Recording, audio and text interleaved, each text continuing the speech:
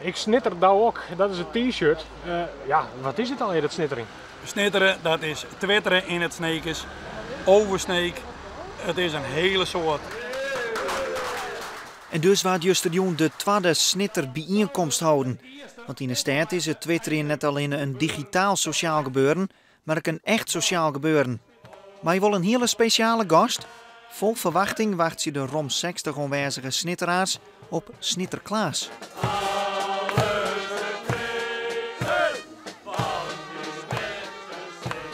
Ik had er eerst niet zoveel met op met dat snitter. Totdat er op een gegeven moment een twitterde van...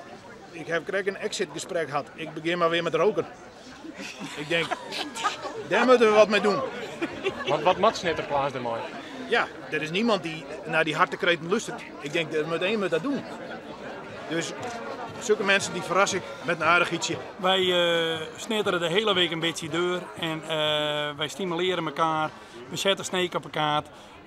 Er is snitterbitter van de weduwe, er zijn snittertaten, er zijn snittergedichten. Nou, gaan ze maar deur.